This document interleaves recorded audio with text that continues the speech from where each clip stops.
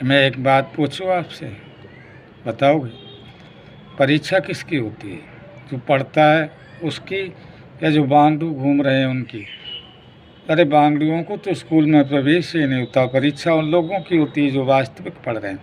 ऐसे ही भक्ति मार्ग में या ज्ञान मार्ग में परीक्षा उन लोगों की होती हैं जो आगे बढ़े हुए हैं, जो पढ़ रहे हैं, अध्ययन कर रहे हैं, ध्यान कर रहे हैं, धारणा।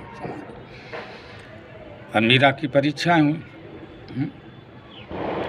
मीरा को बावड़ी बताया, मीरा फिर भी नहीं रुकी। पग घुंघरू बांध मीरा नाच रही। जब नाचती है तो सास मत्था ठोंकती है। सब मोहल्ला वाले, अड़ोसी पड़ोसी कहते हैं पागल हो गई मीरा। तो अंत में आपको पता है मीरा को जहर दिया गया, लेकिन ईश्वर की कृपा, वो जहर अमृत बन गया मीरा के लिए। राणा ने भूखा शेर छोड़ा, लेकिन मीरा के पास में पहुंच करके वो दुम हिलाने लगा, ऐसे बैठ गया। ये भक्ति का प्रभाव। मीरा को मारने के लिए सरफ भेजा, लेकिन वो ये खेलने लगा। तो अंत में मीरा ने घर को छोड़ दिया, अपनी राजधानी को, मेवाड़ को छोड़ करके वृंदावन में मीरा आई। वृंदावन में कुछ दिन मीरा रुकती हैं, वहाँ से सीधी चली वहाँ से और जा करके पहुँची जगन्नाथपुरी। वहाँ भी भजन किया, आनंद लिया, ईश्वर के गीत गाए। वहाँ से भी द्वारका आ गई और राणा के राज्य में पानी की बूंद नहीं पड़ी।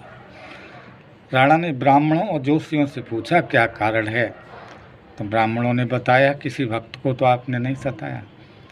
राणा बोला मैंने अपनी मीरा को जरूर निकाल दिया है। तो ब्राह्मणों ने कहा बहुत जल्दी करो, मीरा को लेके आओ, नहीं तो विनाश हो जाएगा, महाविनाश। राणा चला अपनी सेना को लेकर के वृंदावन आया। मीरा का खोज मिला जगन्नाथपुरी पहुंचा। वहाँ से मिला मीरा द्वारका चली गई। तो द्वारका में कुटिया बना करके हरे राम राम राम हरे हरे, हरे कृष्ण मीरा नाम नृत्य कर रही थी बैठी हुई कुटिया में, सत्संग श्रवण करा रही थी। राणा ने अपने मंत्री को भेजा, जाओ मीरा से कह दो महाराज मिलने के लिए आए। मीरा ने कहा मैं कल जवाब दूंगी। तो मीरा भाइयों, जब रात्रि हुई, गोविंद के सामने फूट फूट करके मीरा रोने लगी। हे गोविंद, हे जगत गुरु, क्यों आपने मुझे अपनी तरफ लिया? यदि आपको उस दंडल में निकालना ही नहीं था, हे माधव, हे केशव, हे जगन्नाथ, हे जगत गुरु, अपनी तरफ क्यों खींचा? मीरा फूट फूट कर आभास हुआ, मीरा आप चिंता मत करो। मीरा की झड़ी लग गई आंसुओं की। गोविंद बोले मीरा चिंता मत करो, कल तक का समय दो मुझे। सुबह हुआ, मीरा सत्संग कर रही थी। राणा आज स्वयं चल करके आया।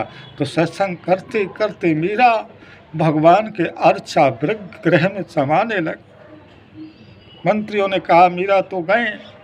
राणा भागा, एक पल्लू पल्ले पड़ा, राणा के पकड़ लिया, वही हाथ में रह गया। मीरा शरीर गोविंद में समा गए। राणा ने कहा अब मैं क्या करूं? ब्राह्मणों ने, जोशियों ने बताया, भक्तों ने कहा भगवान के भक्त में कि वस्त्र में भी कम ताकत नहीं होती, आप ले जाओ, पूजा करो, आपका कष्ट दूर होगा। राणा ने आज पूजा गृह में उस रूमाल को रखा, धूप बत्ती जलाई, दीपक जलाया, प्रार्थना की, प्रभु मैं मुझसे गलती हुई है, मुझे क्षमा करो मीरा, मुझे क्षमा करो मीरा। इधर तो राणा प्रार्थना कर रहा था, उधर काले काले बादल छाए,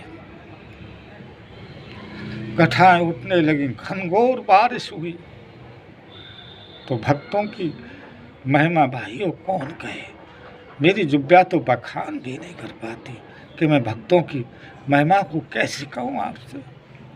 लेकिन अब मैं भगवान की चर्चा के साथ साथ आपको भगवान के भक्तों की भी कथाएं ज़रूर सुनाऊंगा, ज़रूर सुनाऊंगा, क्योंकि भगवान वैकुंठ में नहीं रहते, अहम भक्ता पराधीनो, वो भक्तों के हृदय में रहते। आपको भी यदि कोई भगवान का भक्त मिले तो आप सहारा ले लेना।